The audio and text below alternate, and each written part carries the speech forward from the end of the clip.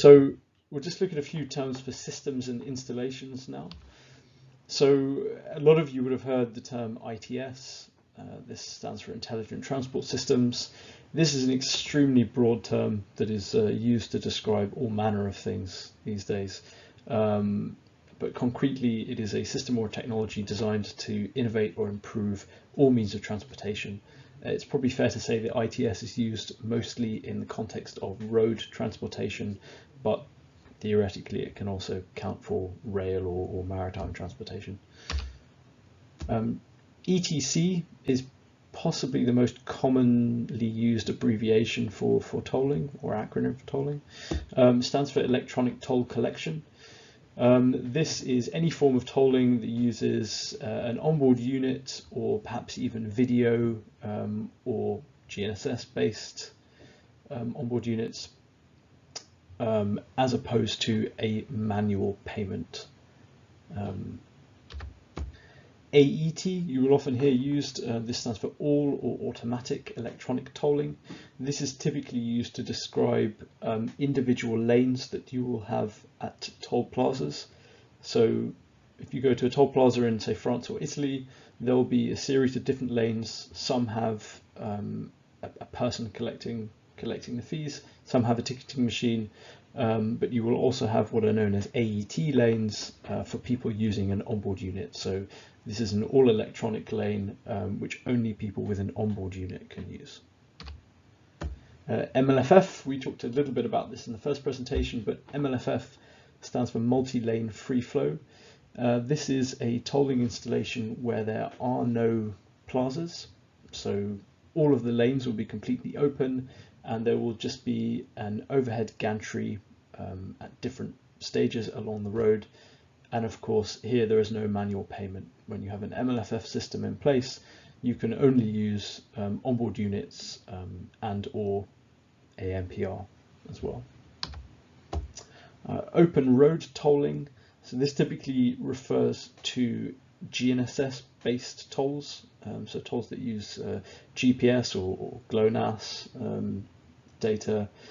Here, unlike MLFF, there is no need for frequent gantries. There will be the occasional gantry in an open road tolling system for enforcement purposes, but because in an open road tolling scheme you are typically using GNSS, there is no need for any kind of receiver at the roadside. So a toll plaza, which we talked about a lot, I think probably most people are aware of this term, but a plaza refers to what you see here in this diagram, where you have several lanes and a mixture of cash, even still manned toll booths, and AET lanes that are used purely for people with an onboard unit. An RSU, this is the sister, I suppose, to the onboard unit. This is the piece of equipment at the side of the road, either DSRC or RFID based, that receives or sends a signal to the onboard unit, so it communicates directly with the onboard unit in the vehicle.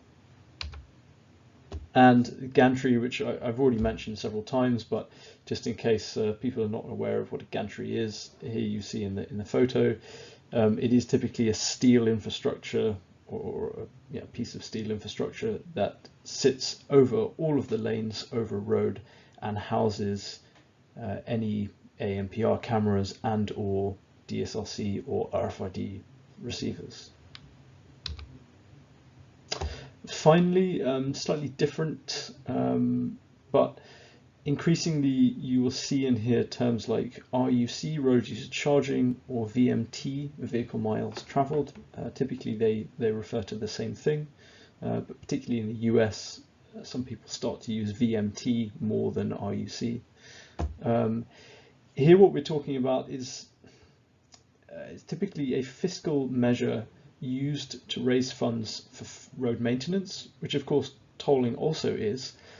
The main difference between, say, RUC or VMT and tolling is that RUC or VMT are designed as a replacement for existing fuel taxes rather than a supplement to it. So there are several trials taking place, particularly in North America. States like Oregon, Washington State, California, Hawaii have all conducted or are conducting RUC or VMT trials. Again, the purpose here is to find a long-term sustainable replacement for fuel taxes or fuel duty, which is constantly being eroded because of the growth of electric vehicles, which of course don't pay fuel tax. As I say, some people do use it to mean tolling, but technically it is a different thing.